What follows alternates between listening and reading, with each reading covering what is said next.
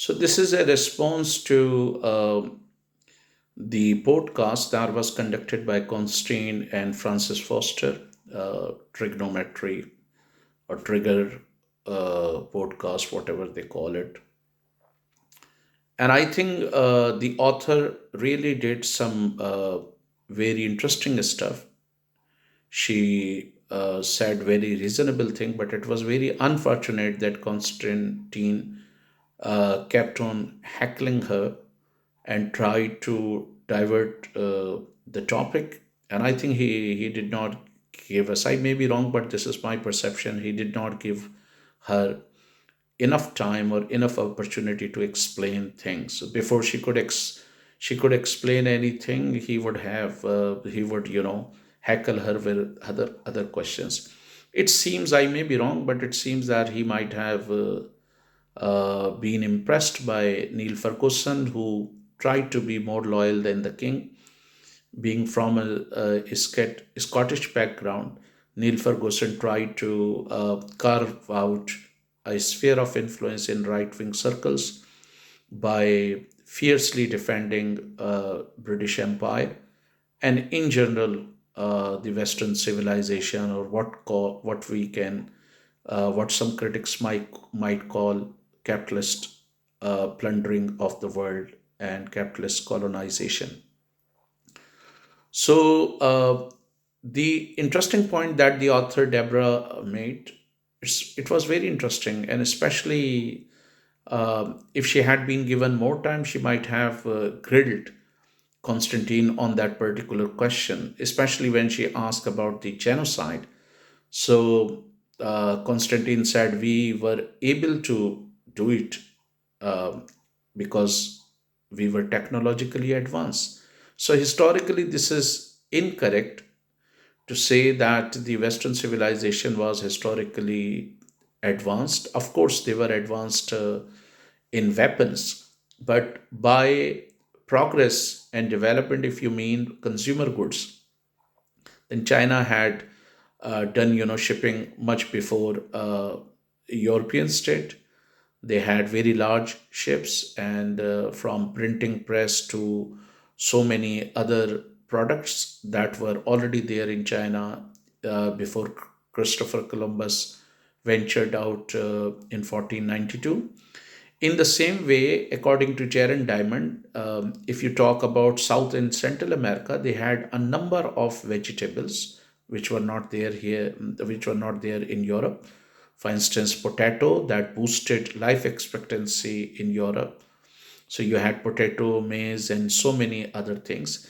The only disadvantage that they had was that they had not been fighting as fiercely as Constantine claims. Of course, they were fighting, but there have been times of peace. At one time, I think more than 100 years, peace lasted after the confederation of different tribes, of Iroquois and different tribes in that continent. So they had llama, and the Spanish had horses that really terrified them. So, according to Jaron Diamond, Spanish had already been fighting for more than 400 years when they landed, in that continent. So, Deborah is correct to say that you cannot have just one, you cannot be just one dimensional man. You cannot just have, narrow vision that whatever we say, that is correct. And she had made a very interesting point, uh, whereby she says that the wisdom is dispensed from the high, and if you don't listen, you are asked to apologize. That's very interesting point. It means that every popular idea is the idea of ruling class. Like if indigenous population of Australia, Canada, New Zealand, or South and Central America, if they did not have the concept of property that the European did, that doesn't mean that they were not civilized, and that doesn't mean that their point of view on property was incorrect, and that of European was correct. In the same way, the way they would share, I mean, their concept of sharing, had they not followed that concept of sharing, had they not followed that concept of cooperation, then Christopher Columbus perhaps would not have survived, because his ship witnessed a shipwreck, and it was the local indigenous people who came to rescue him, and giving him gifts, looking after him while he was thinking about their gold and all that. And now students of history know how he reciprocated. So this is really very unfortunate that in a way Constantine is trying to justify all the genocide and massacre that took place by saying that we were technologically advanced. What does it imply? It implies that does it imply this is my perception, which may be wrong. This is my opinion, which may be wrong. But I'm saying that anybody who is listening to him might conclude that, all right, since the Mongols had siege technology, since they were excellent horse riders, since they were technologically advanced when it comes to warfare. So does it mean that the millions of people who were killed by them should be considered just okay? Or their act of butchering millions of people is justified? In the same way, uh, millions of people who suffered diseases, genocide and massacre in South Central America and other parts of the world, should it be justified because the Spanish had more advanced weapons? So this is very problematic. And by the way, when Constantine say a tiny minority, I think Deborah has rightly pointed out that why is it a tiny minority now? There was a time when the population of red Indians or the indigenous people in South Central America or the in the continent of Americas was around 120 million. According to Roy Cassandra, there are other who believe that it was the population of that continent or the New World was as big as that of Europe, around 59 million. Some people say 80 million. And 95% of them were decimated because of diseases, because of genocide, because of massacre. And naturally, Deborah was right to say that it was the Western people who, took these diseases or viruses to those continents. Otherwise, they were living in a sustainable way.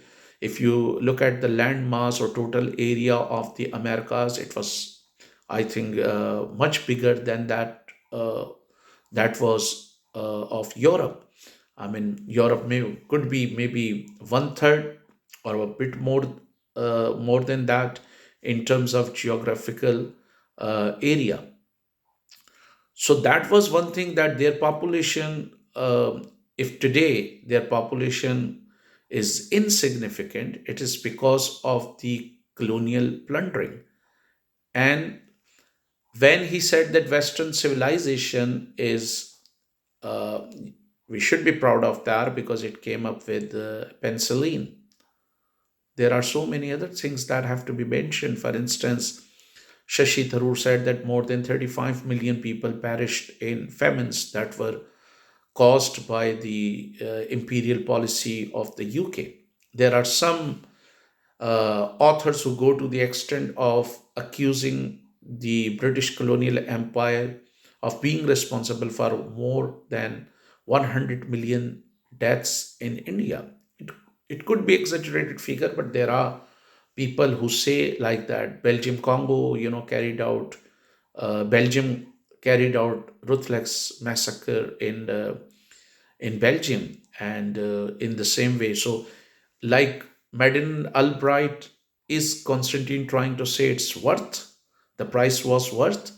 I think that is not a humane answer. The ruling elites of the Western capitalist world and that of Japan as well plundered several parts of the world, and there is no reason for an ordinary person to be proud of that.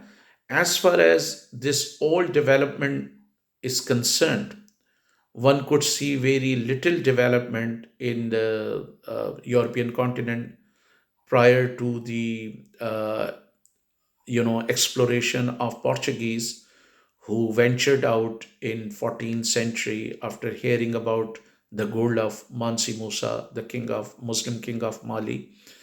And of course, the Portuguese were accused of plundering, and later on, Spaniards joined it in 1940, in 1492. And is it not merely a coincidence that in 15th century, Spain and Portugal, and in the beginning of 16th century as well, so towards the end of 15th century and in 16th century, Portugal and Spain were accused of plundering uh, the new continent, and they also emerged as global powers. They also became the most prosperous countries of Europe. Later on, Netherlands jumped into it, emerging as a superpower, and then France and UK did that. Francis Drake, who was one of the pirates, he was accused of plundering as well.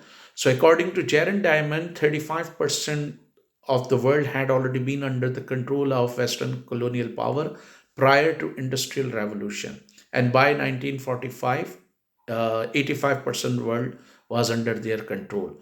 So they accuse the Western capitalist countries of making all that development after carrying out ruthless plundering and looting. So it's important that we highlight these points because genocide, massacres, and ruthless exploitation and plundering of colonies cannot be justified on any ground.